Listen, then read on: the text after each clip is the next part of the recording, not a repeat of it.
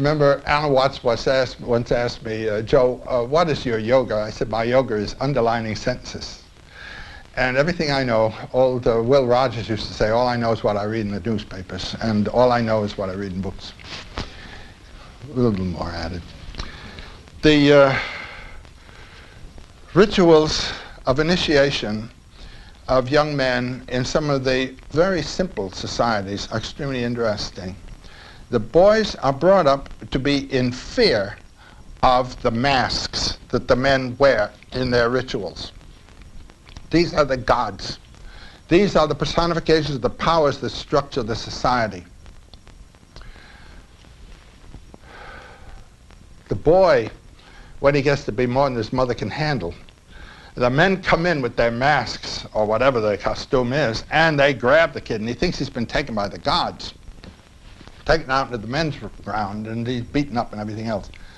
But then there, in New Guinea, there's a wonderful, wonderful event where this poor kid has to stand up and fight a man with a mask. I'd say he's fighting the god. The man lets the kid win. Takes the mask off, puts it on the kid.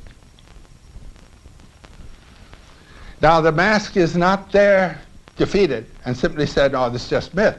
He said the mask represents the power that is shaping the society and has shaped you, and now you are a representative of that power.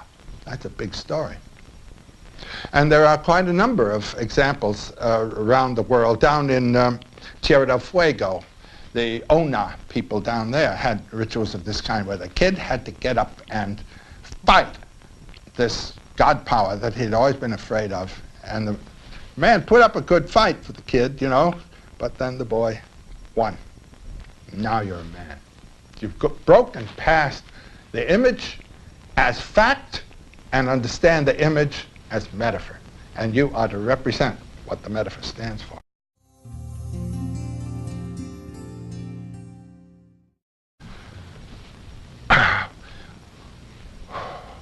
Well, the burial isn't as important as the kid thinking he's dead.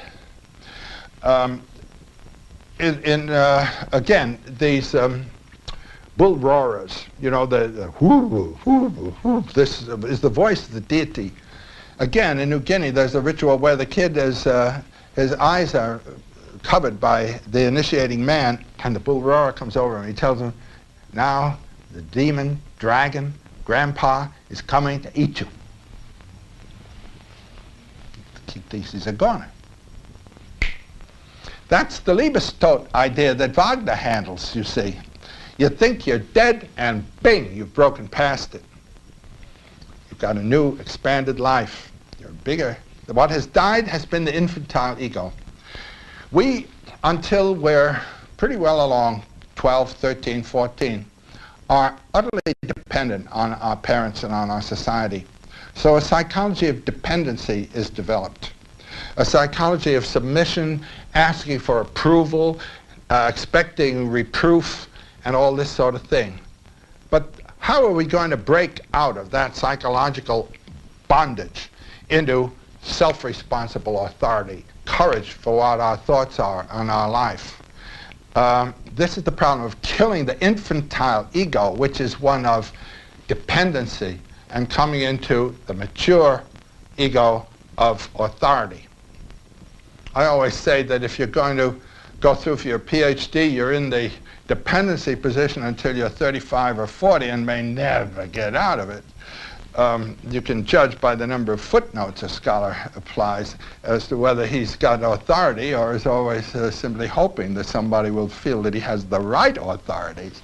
It's an important, a sensitive point in the academic world. It's impressed me, you know, you see on TV, a professor is asked a question and he hums and he's trying to get the answer out straight and so forth. And then some